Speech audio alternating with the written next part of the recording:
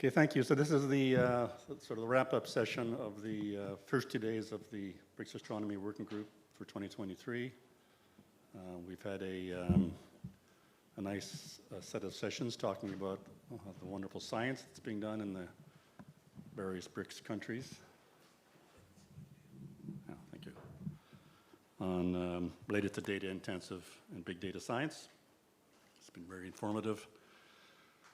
And the backdrop, of course, has been the BRICS Intelligent Data Telescope, the BRICS Intelligent Telescope and Data Network, the flagship project.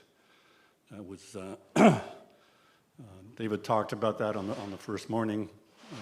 The BITDN was a proposal and program that was several years in the making. It's the result of a process that was set up by the BRICS Astronomy Working Group, sort of the business team, led by Takalani, and came about as a merger between two of the sort of proposals that made it through to the final stage and were blended into one synergistic proposal. And today we were talking primarily about the big data aspect of that, although we had several talks about transients and science as well. So it was 2020 when that proposal was submitted, at the end of all that process. And since then we've had some low-level activity on the project, mostly getting together and talking. And Takalani has funded activity here in South Africa to help us get ourselves to the point we are now. But it's, if this project is going to go anywhere, it needs to be taken to a new level. I think in the next year. So we've set up this session. We have in the panel up here some of the co-PIs on the telescope on the project. Hopefully we have two coming in remotely, but perhaps not. And so the idea is we're going to ask each of them to talk a little bit about their perception of the situation in their country with respect to funding to the next level. And also, we're here to answer any questions. We'll open it up after that for any questions from people about the project and potentially your involvement. But I thought we would begin with some remarks from Takalani about his perception on funding opportunities going forward for the flagship project. So.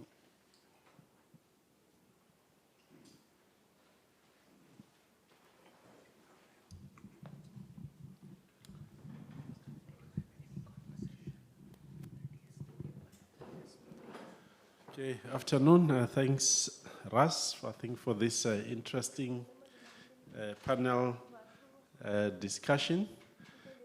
Because I think, of course, funding is always a major issue when it comes to, projects like this, research, technology and innovation.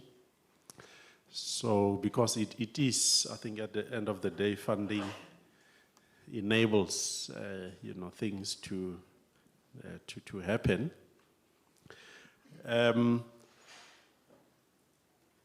Well, I think one of the latest developments, which I think is very positive, is that at the recent, I think it was last month, the latest BRICS Science and Technology and Innovation Ministerial Meeting of the 5 countries, which was held here in South Africa. As you know, this year, South Africa is the presidency of the BRICS, so all the BRICS meetings are being held here.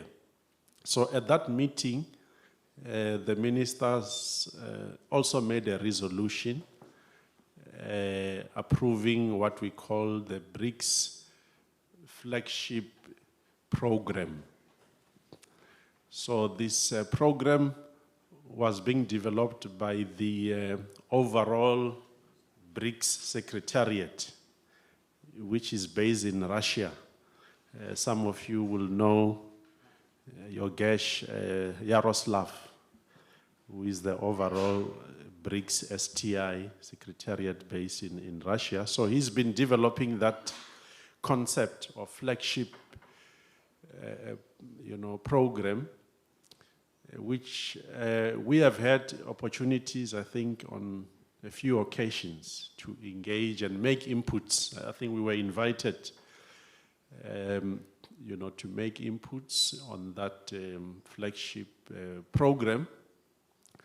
Of course, we I think through David here, I think we made inputs and arguments that astronomy, the BRICS astronomy has already a flagship program that we have developed.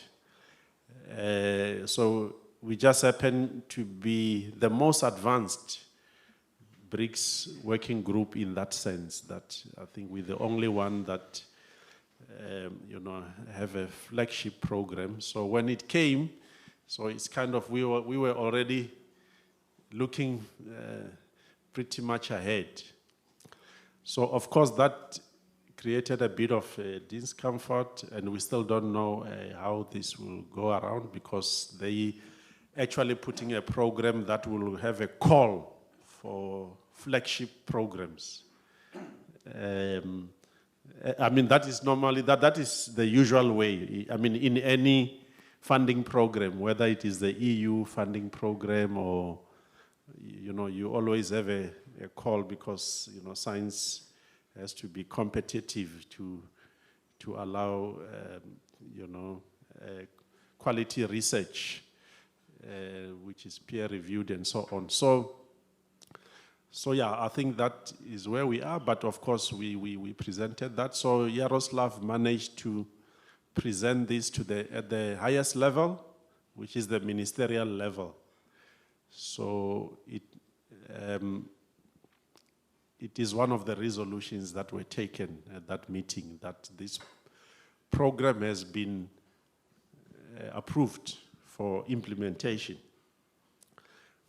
We still don't have the details of how the flagship, the modalities is going to be exactly, but we have invited Yaroslav at our business meeting here on Thursday. He will join online, maybe to give us maybe the latest thinking and development on how this is going to be implemented. So the idea of the flagship, of course, was that it should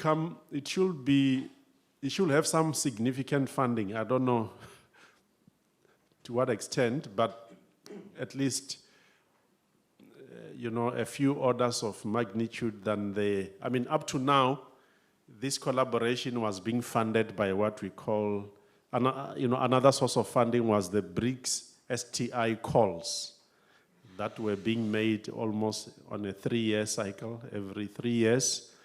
And I think this astronomy community here has benefited also from some of that funding. I think even last year, we got a bit of funding. But that is very small money. So this flagship program is supposed to come with a bit more significant funding. So I think,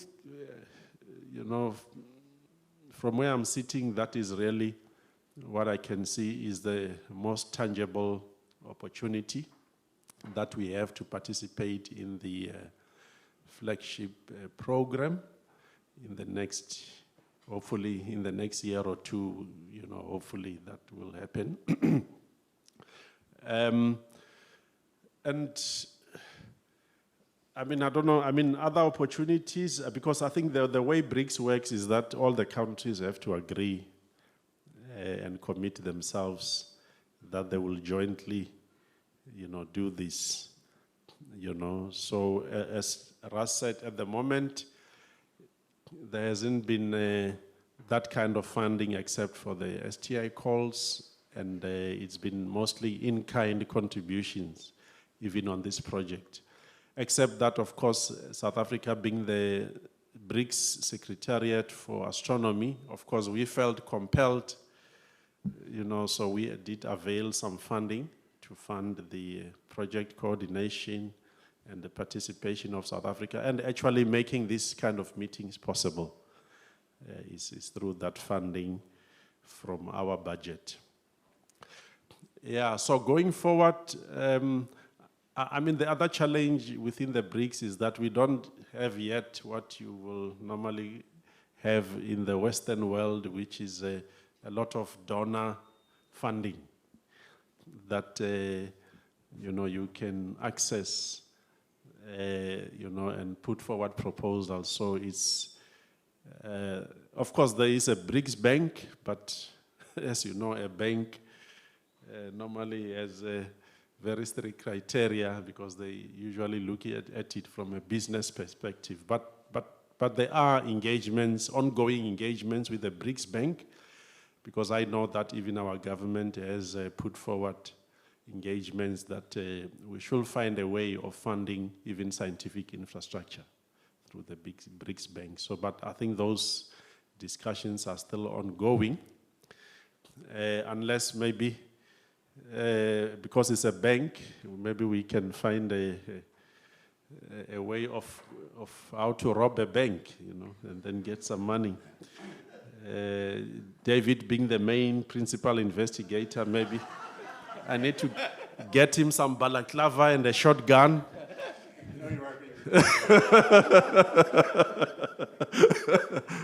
Together with these other principal investigators. Well, I'm just joking.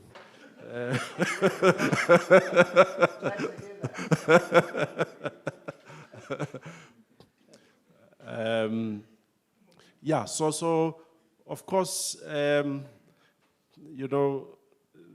another opportunity, of course, that could be emerging is that the BRICS is expanding, and of course brings in other members, and maybe that is another way we can explore other opportunities. Because I see with the 6 approved, there are some rich members, I think, especially from the Middle East, that are joining. So I think there isn't too many, I think, funding opportunities, unfortunately, that exist if in the strict sense of the BRICS as it is now. But those are just some of the developments which I think do present certain opportunities and challenges that we have to find ways, around that. So thanks, Russ.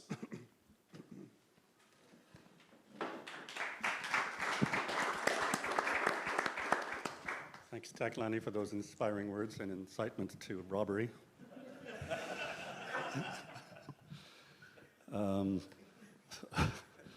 So I think now, the proposal, of course, is 3 years old, and probably would be worthwhile reiterating it, because lots of things have evolved in 3 years. And so the opportunity to propose to this new call is something we should definitely rise to, I think.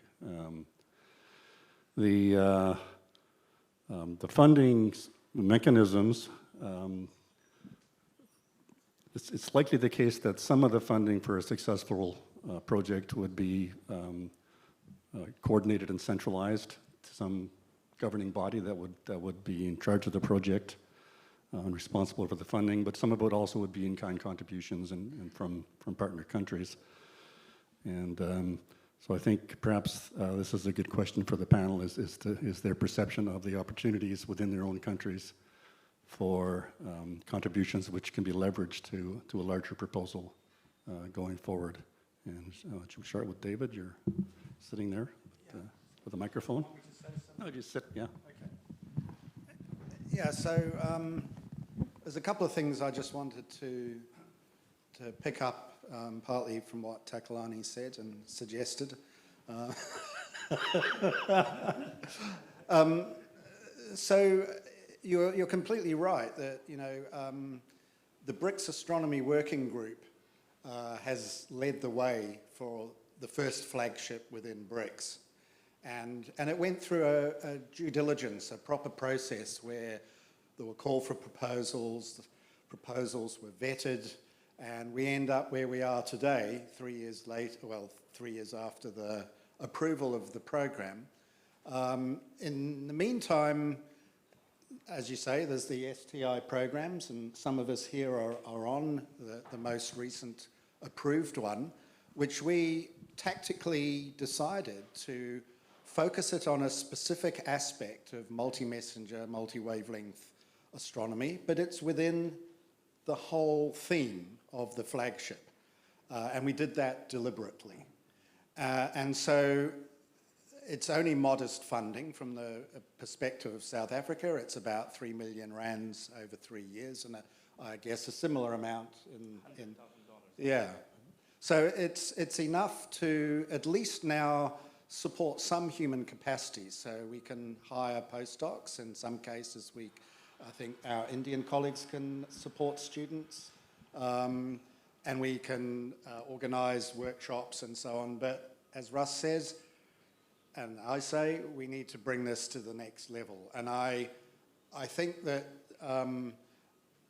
the way we saw this from the beginning, at least the way I saw it back in the day before your predecessor, back in, when was it, 2018, when these proposals was discussed, everyone thought that it was going to go through a sort of almost central BRICS decision-making process where a body would then say, yes, we're going to fund this to this amount, probably not what we asked for because it was quite a lot, but then there would be commitments by the different governments that they would do that. Now, what has actually happened in reality is that the members of BRICS have said, no, it's got to go through the traditional funding schemes of each individual country. I think maybe it's not quite that same for the South African side, because as you said, we are the Secretariat for Astronomy within BRICS, so the DSI has the ability to create projects and fund them through other means, and that's why we now have, and I have to thank Takalani for his great support for this and the DSI's support, that we are where we are today because of this. I mean, South Africa to date is really the country that stepped up and committed funds for this. And I know that in the other countries, there are activities that are going on now to support it. But in my mind, what we have to do now amongst ourselves, people who are supporting this flagship project, is to look at, like, we've heard a lot of talks this week about the different activities that are going on. We heard this morning about the Sitian project, which is one huge part of the flagship on transients and variable stars that China is leading. And we've always talked from the beginning that this would be a natural sort of thing to be part of the BRICS Intelligent Telescope and Data Network. And we heard from Kuntal about the Liquid Mirror Telescope and the survey that that instrument does. So these are all great activities that are happening on a country basis. What we have to discuss now is how we bring it together, how as a group of scientists, astronomers, data scientists, that we actually start proactively planning our collaborations. And I think it's certainly beginning through this new STI program, but the challenge will be to take that forward, particularly in this sort of limbo period where we don't have commitments of a large amount of funding. So we've got to go with what we've got. I mean, that was the refrain from Thomas Afterhader, who was Takalani's predecessor. When he called for these proposals, he said, think high, aim high, but have in your strategy a way to begin the program modestly with what you've got, and possibly with no new funding. So we've started that, and I think we've done pretty well, given where we are, but the next stage is going to be the challenge. So I think that's all I want to say, so I'll pass the mic over to Ulisses and he can say what he thinks. Yes, maybe I can tap on some of the things that you said, David. I think that, the fact that we got this STI project, which is a kind of preparatory project for the flagship, that's how we framed it, even in the application, is the proof that we have done something right in the preparation to that. And I think that the thing that we did right is that we started to effectively collaborate among ourselves. So I think that this, all these BRICS Astronomy Working Group program is about, of course, in doing great science and unique science. That's the objective of science funding anywhere in the world. But I think there is also another aspect, which is to fund research activities among ourselves. And not necessarily our countries before worked together very intensively in research, in any field or in astronomy. So a big part of this BRICS initiative is to stimulate not only good science, but collaboration among our specific groups. And I guess to continue towards the flagship, we have to demonstrate that we are taking steps on that. And we've got some small amount of funding, as David said, on this STI program, which is national funding agencies supporting multilateral projects. And now I think we have to indeed give our best to using the infrastructure that is available to produce results and demonstrate that we can become a research team, a unified research team. So I would say that this is perhaps the biggest step in terms of the credibility of this group.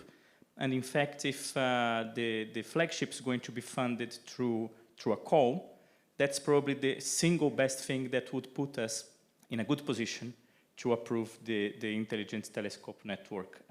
Apart from the fact that the project is really unique in the sense of we exploring the geographical capability of the BRICS and several characteristics that are unique to us as a group. So I think that we have to really focus on activities with the resources that we have in the next year or couple of years that stimulate as most as possible the joint cooperation. That means putting infrastructure together, obtaining results, coordinating observational and analysis activities, and of course publishing things together. So I guess we really have to have a clear plan on how to use the money and the resources that we have to achieve that in the couple of years of this STI funding that we have ahead of us. Once we have that, I think we will be in a good position also to apply for additional calls within our countries. I mean, in Brazil, there are funding agencies that are dedicated to fund research infrastructure nationally, but of course not excluding international cooperation. Some of these funding lines can be very large, in fact, so you can do interesting things with it. I believe that there is, although the mechanisms might not be so direct or always there is also the possibility to leverage, I imagine, additional funding from the government. Something is considered really interesting, I believe. But I mean, the usual way is really through calls. But I believe that if we do a good job in obtaining good results from this STI program, we can start additional national funding. Probably this is the case for all countries, as we wait until some call on the flagship comes out or a decision on how to fund the flagship comes out. But I think I agree with what David said about from what Thomas recommended us. I mean, we should start doing things, and I think we have a good project. It's scientifically solid. It's unique. Few countries could actually do such a project together, I believe. But now we have to really become a group that effectively works and outputs research to gain the necessary credibility to be able to go for funding in any mechanism that comes up and say, look, we can do it, so we deserve these resources. So I think that's what I would stress. Can I just, before I just want to pick up on what's been stated about the new flagship proposal, if there is one. The one thing that I feel somewhat concerned about is that because we led the way, we're so much further ahead in the process than, say, flagship projects in nanosciences or biodiversity that are just thinking about these things now. What I would really be unhappy about is that we have to go back to stage one and go through the whole proposals process again. And that's something that would really, really concern me. I think we have already done the correct things. We've done the due diligence. We've gone through the processes. And so I would hope that, sure, we still have to justify what our budget requirements are, but from a scientific point of view, we have been of a similar mind within the BRICS astronomy community that this is the compelling topic for a flagship project. And I would be very loath to go back and have to argue that whole case all over again and open up a whole new call. So I thought I'd just mention that from the get-go, because if that's going to happen, I'm not going to be interested. No, sorry, let me just, so I agree with you, David, and I think we can see probably this thing of a call in two ways. I mean, of course, it would be very disappointing, and it would be repeating a process that we have gone through in a systematic way. It's documented, there has been several meetings and discussions about it. It involved everybody. I mean, there were open calls to all the countries to submit proposals. These were overseen by the Secretariat. So I think it followed the right procedures, no? To be legitimate. And in fact, we received more than 20 proposals, or something of the order of 20 proposals, 18 or something like this. So, of course, I mean, if we have to go back and rethink what science we can do in a unique and very impactful way with BRICS, that's indeed disappointing, and it means redoing the process. But there is another way of thinking of a call. You can start from the fact that we have identified key science that we want and can do in a unique way. And this key science was also chosen because it has a particularity. It can involve meaningfully all the 5 countries. So this was perhaps it's one of its most peculiar aspects. The science that we chose to do can involve all the countries in a strong way. And so this is very important because we are looking for multilateral cooperation. And now we are going to have perhaps more members. And I guess the science that we want to do continues valid in this context of more members. So then the question is not what science you do, that's already framed, but a call is a call for participation and actions within this framework, this scientific framework. So that perhaps is a middle point. And then, of course, this is good because more people, more groups that were not there in the past, perhaps the new members that were not there when we discussed things, they may be able to present things. But then, it's not a competition about what science should do, so diametrically opposed directions of research, but on actions to promote and put forward that. And so I see this as a call that is to bring more groups into cooperation within the various countries, rather than to put them again in competition. Because we have gone through this, and we have, over the course of 5 or 7 years, it was not easy to bring this group to this level of coordination.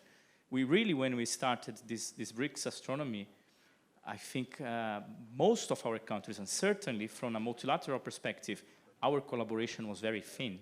And now we have a good group working together.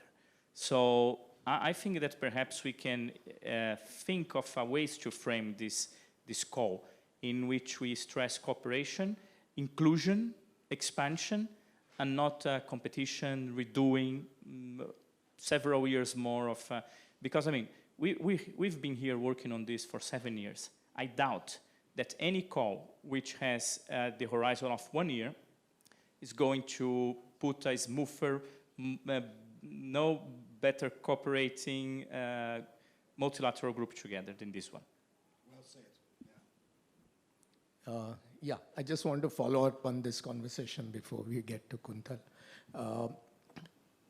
It's all okay. I mean, I agree with almost everything that you people have said.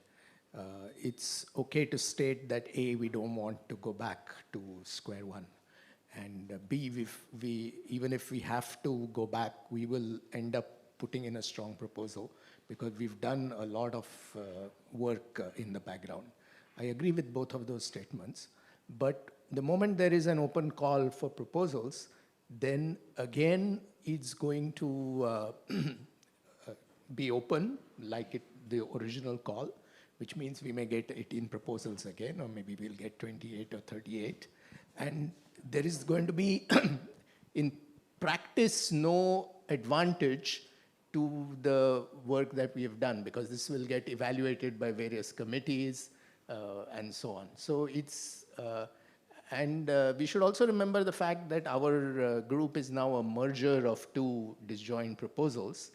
And it's not clear to me whether our proposals would be more competitive separately or together, or whether the call specifies there will be only one flagship that will be funded.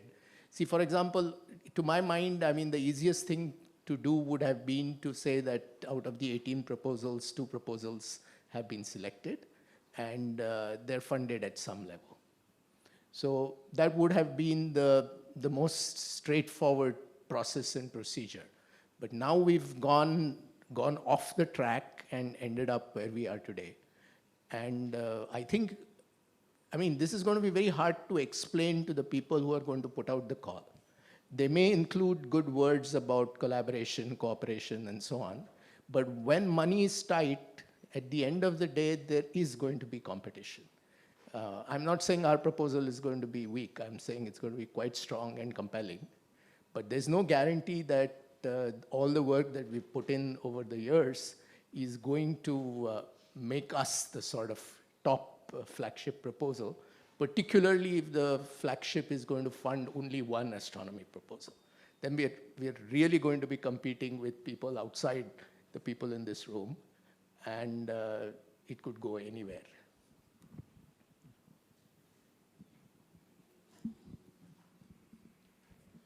Yeah, so most of you have covered all the points. I would reiterate that the STI proposal which has been approved recently, and that's the only proposal actually which has all the 5 countries as collaborators. The other BRICS proposals did not have all the 5 countries which were participating. So because this is from the transient and the big data aspect, this proposal in itself was very, very strong. And we put the right things into place at the right time because we were aiming at the follow-up observations in the LIGO 04 run, which was very timely with what we were proposing in our follow-up observations. And because we have 5 countries which are involved, we have an excellent set of observational facilities available. And our proposal is also observationally driven, where we are trying to also bring in this intelligent telescope network into picture. And all the dedicated facilities which the different BRICS countries have already confirmed that we'll be using. But one point I would like to mention over here is that the first call for the phase 1 proposals for the STI was announced in October 2021. And it's October 2023 now, which is 2 years down the line. And I know that our proposal has been approved. We've got the letter from the funding agency, but the funds have not been released so far. So that puts us in a little bit of a difficult situation because so what I want to say is that there was at some point a discussion about a central funding agency rather than from individual countries from the BRICS consortium. So if there is something like that, then the funds would be dispersed at the same time to all the countries, and we can focus more on performing the science or hiring the manpower that we want to do for the different projects in the different countries. So in this case, what we notice is that all of us received the funds at the different timelines, and there was no overlap even for the coordinated observations that we would like to plan. And for some of us, we've not received the funding so far. So that puts us in a bit of a difficult situation. So I would like strongly argue for having a centralized sort of a funding agency for the BRICS nations where the call for the proposals are also evaluated by one, like if there's a governing council sort of a thing for these proposals, evaluating the proposals as well as releasing the funds, then that would make things a lot more simpler. And I'm sure that with this STI proposal, we'll be able to, again, prove our capabilities for the flagship proposal, because as I said, as David also mentioned, that this was a scaled-down version of the flagship proposal. So with the different abilities that all of us have in our respective domains, we'll be able to do quite well in the STI project, which will be a building block for the flagship proposal in future. And I also agree to what Yogesh said. If there is an open call for proposals, then there'll be a lot more proposals coming in. So if there is an advantage to what we had already done earlier, that could be quite useful instead of going back to square one. So if something about that could be worked out, that would be really good. Okay. Yeah, I think these are some of the points which I would like to bring out. And there's one more point which I had in mind, is that when we were trying to, earlier there were bilateral proposals between different countries. I knew that there was one between India and South Africa. I don't know whether it is still existing, but even if that level of funding is there, we can do something in collaboration together. It's not necessarily bringing in all the BRICS countries together, but if there are these multilateral, bilateral proposals also which can be continued, that would also be very useful, especially in hiring postdocs or PhD students, because eventually we'll be working together in collaboration, and that would benefit the overall collaboration, is what I feel. Yeah, I just wanted to, while you were speaking, I was thinking of something that I think is important to stress, which is the fact that in the end, our project is also not restricted to one kind of science. It is actually about infrastructure, and I think that's its strength. No, shared and joint infrastructure.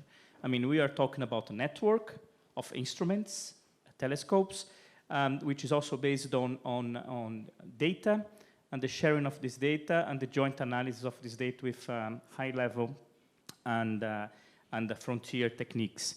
So it's a project that does not restrict science application, but actually opens it up. So this is another aspect to stress.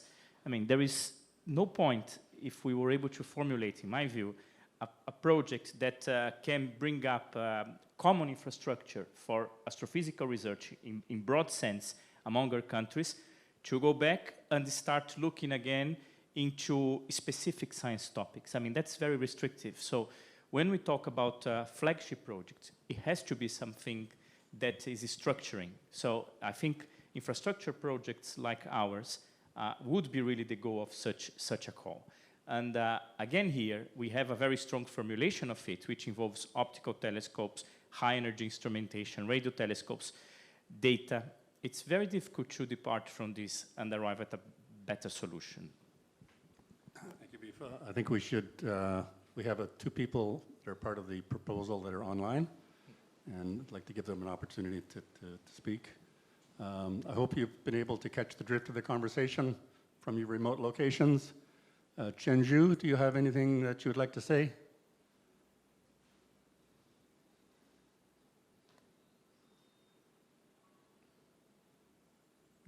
You're muted if you're speaking.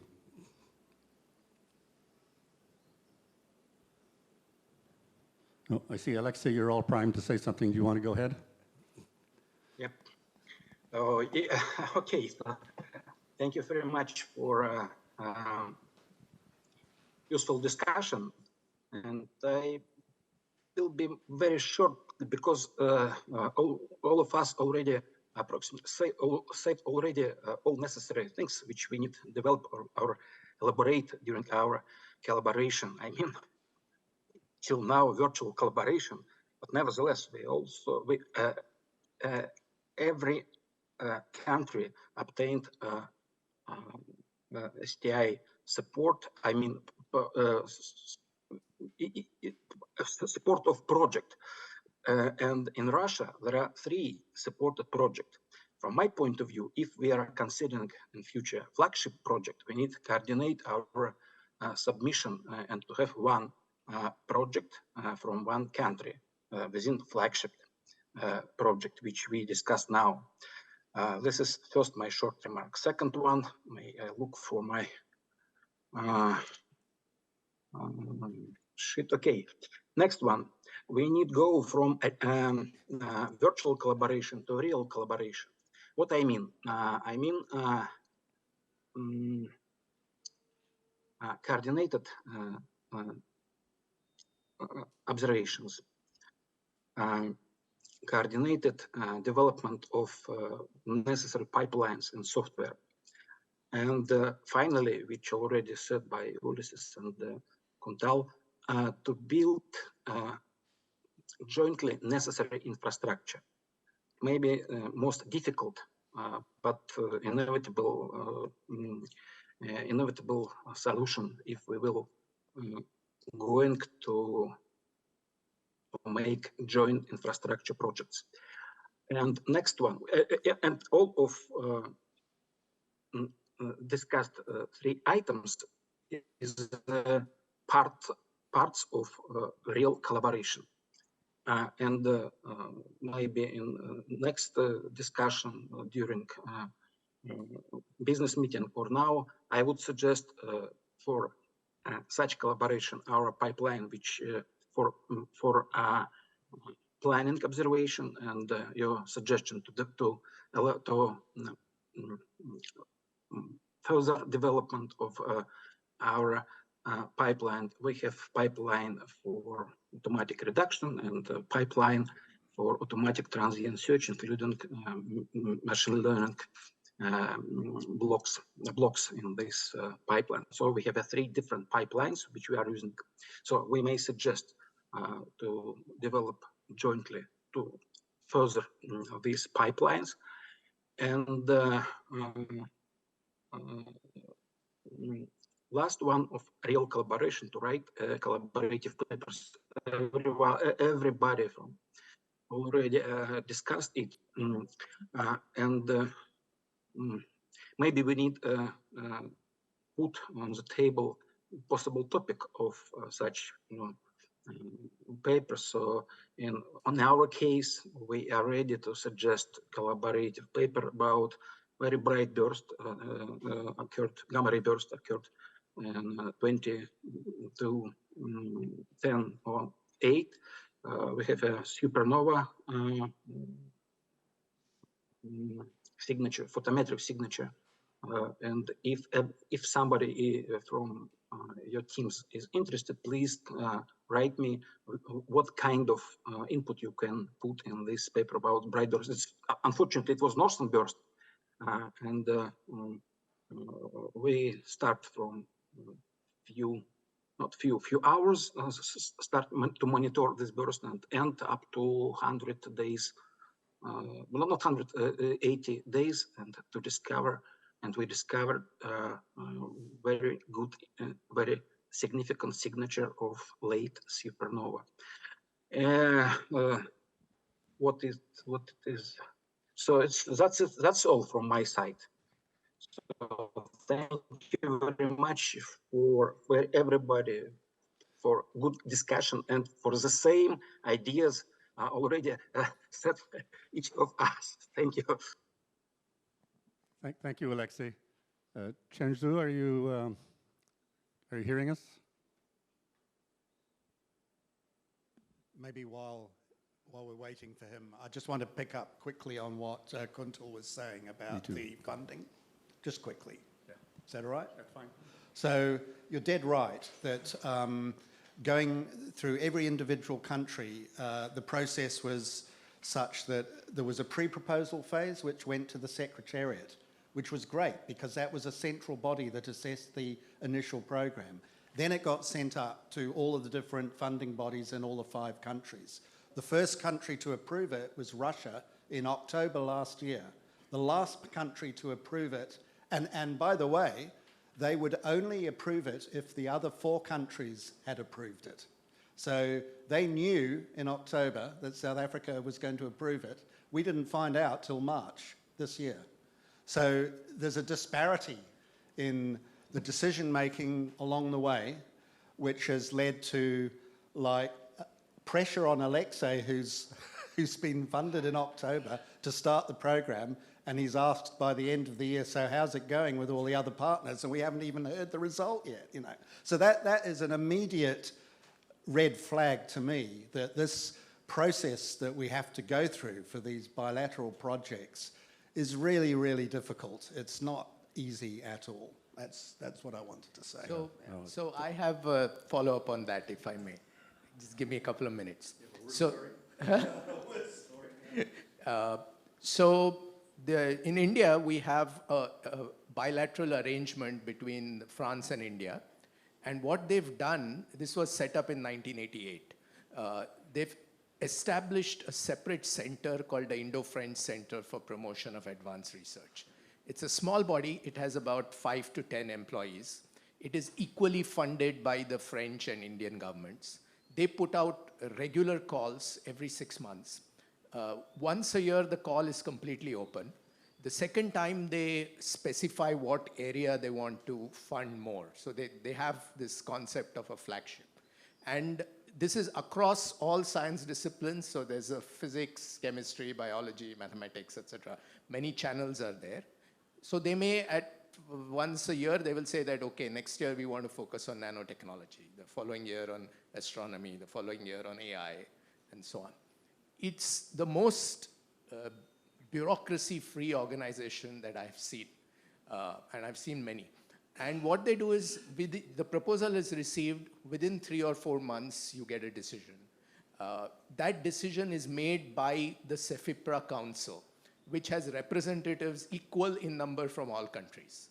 So I think if in BRICS we can set up one body like that, it probably doesn't make sense to have it only for astronomy, but for science, technology, and innovation, if a cell can be set up, which can be housed in one of the big BRICS countries, which does this entire thing. And then approvals, once the funding is approved, it's a joint budget. You submit your proposal jointly to one place, like our phase 1 proposal.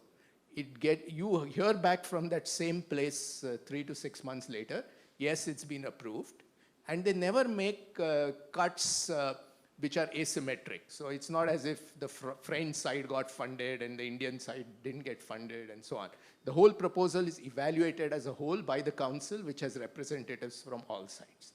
And it just works absolutely brilliantly. For the cost of employing about 5 people in permanent jobs, I think they fund of the order of 30 projects a year, and each project lasts for 3 years. So at any given time, they have 100 projects running across all disciplines. People are traveling, postdocs are being hired, workshops are being held. I mean, all the things that we want to do together can be done with a framework. So I think if the BRICS is serious about this process, there has to be a fundamental innovation to try and bring this to this level of efficiency. Because if we are going to march in 5 different countries and maybe 11 different countries from January 1st independently, we will never converge on anything.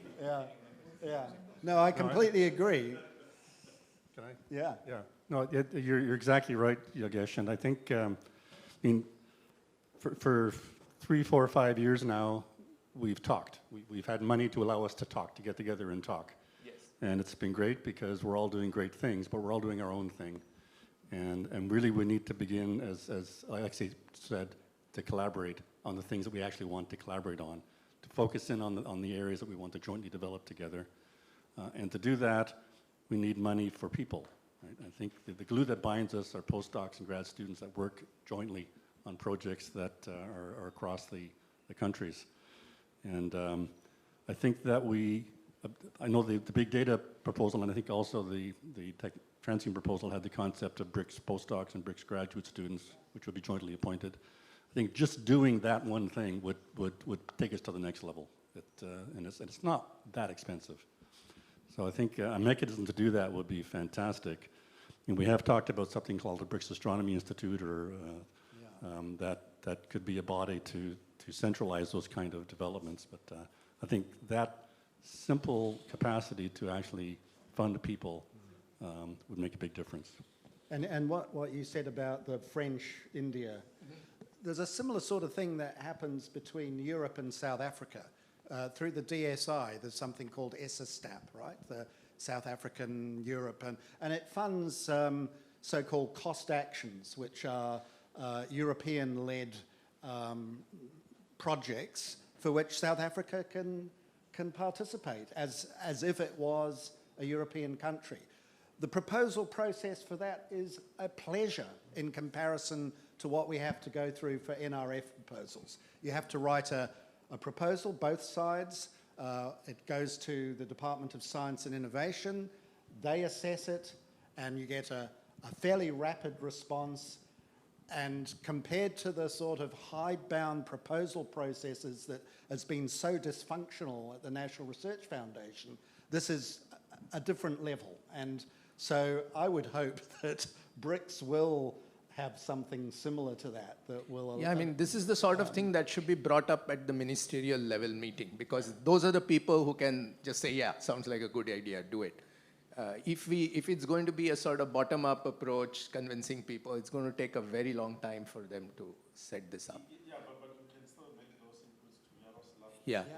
No, we can, and clearly, I mean, the Indo-French example and this European-South African example, there are precedents in our countries on how this should be done. And once that body becomes independent, what happens is the way the funding flows is that in the Indo-French thing, India is told at the start of the year, for the Indo-French projects, we need so much money. So they sanction that money. And similarly, France does the same. So the money is already lying with this organization. So I've had situations, I was on a successful Indo-French proposal. I once sent an email at about noon saying that I want to travel to France for 3 weeks, and this is the duration of my dates of my visit.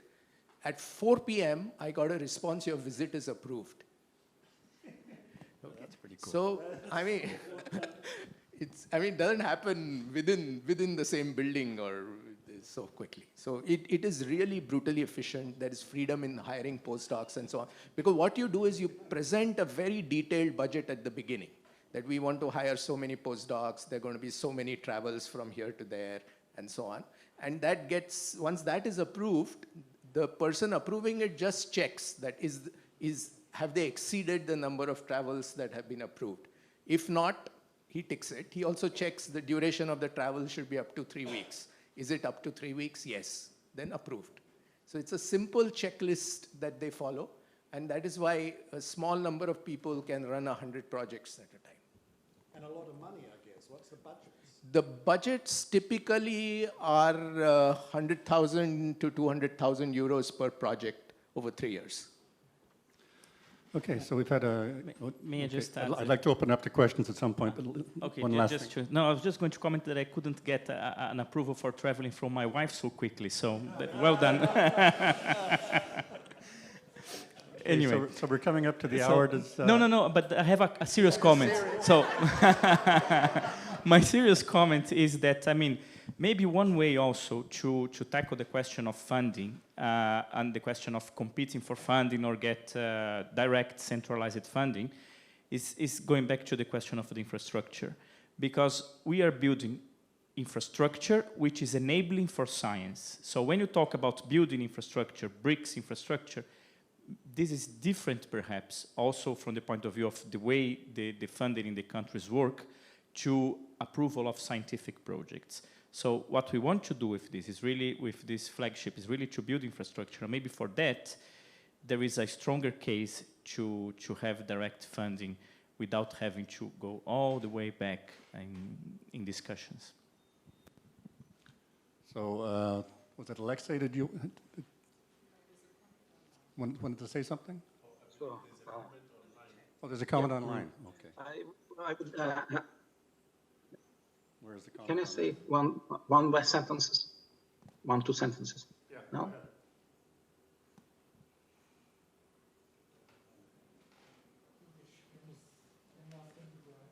Yeah, please go ahead, Alexei. Yeah.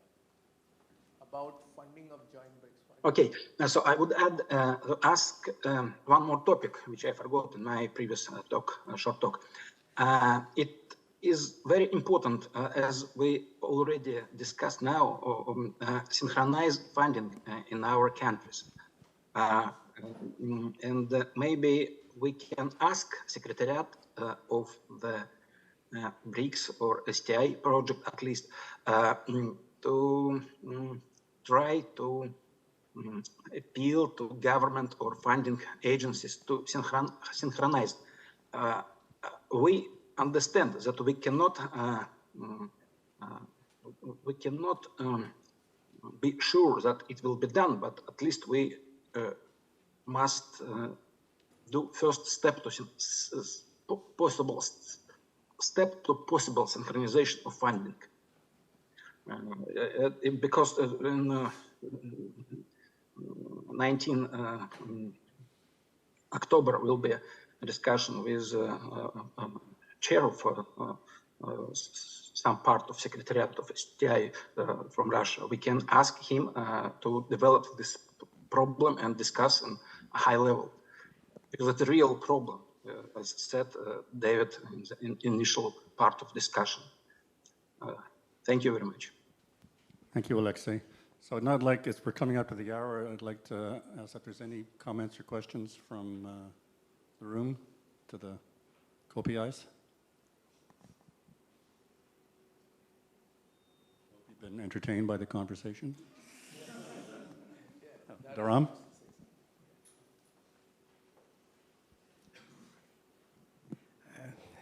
Yeah, we heard a lot about funding. We also want to travel and meet in person. And I come from National Center for Radio Astrophysics, the TIFR, funded by Department of Atomic Energy. Trust me, it's very hard for an international person to travel to a DAE-affiliated institution. The requirement of visa are stricter than a visitor visa. So I'm not saying that you come to my institute, we can meet somewhere else on a visitor visa, that's fine. But maybe the travel restrictions also can be looked into when we're talking about funding a body which is looking into funding, and there are PIs in the proposal, there are co-Is and the collaborators. At least for them, the travel restrictions can be eased out in some manner. This same body can essentially make a recommendation when we are presenting an application for visa, something like that. That's a good point. I know that it's a big challenge for different countries within BRICS getting visas to come to South Africa and vice versa. Some it's trivial, you don't even need a visa. And I understand that through at least the SKA organization being a treaty organization now, it's literally like the same day virtually. And so, you know, we need to put our money where our mouth is in terms of saying, okay, if BRICS is so important to the governments, then they should ease the travel so that visas are more easily procured than the system they have at the moment, which is a disaster for some countries. Yeah, so if we have a centralized BRICS organization that can do it, again, the Indo-French example, if I want to travel to France, the Indo-French Center issues an invitation letter to me. And if I go to the French consulate, I can get a visa the same day. And usually there's I think €100 fee for the Schengen visa, but for this it's also waived. So we just go. But and in get the South this. African case, you cannot go directly to the consulate because they've decided to outsource it to a private company. Yes. And so that's the bottleneck. Yeah. No, for us also we have a private company called VFS. I think you have the same one. Yeah. But for this kind of visa, we are allowed to approach the consulate directly. Okay, any more questions, comments, observations? Anybody else from the panel want to say anything? Duduzile? Do you want to say something? Yeah, no. Okay. Well, I think, thank you everybody then. It was a scintillating conversation. And there will be a business meeting, as Taklani mentioned, on Thursday, where many of these topics will be taken up among the people that can actually make some decisions, hopefully. This wraps up the science sessions. Dudazeli, you have announcements? Before you do, I'd like to take this opportunity when we're all together, I'd like to thank some people. A meeting like this doesn't happen spontaneously. It takes a lot of planning and a lot of taking care of details. And we had a wonderful local organizing committee. And I'd like to acknowledge that team. Dudazeli, of course, they're both on the scientific and local organizing committee. I guess they're not here. Lisa, Nikki, help me out, Dave. It was a big team. Lebo, and Sally. And Audrey, of course, that's right, yeah. So thank you to that whole team, and give you a round of applause.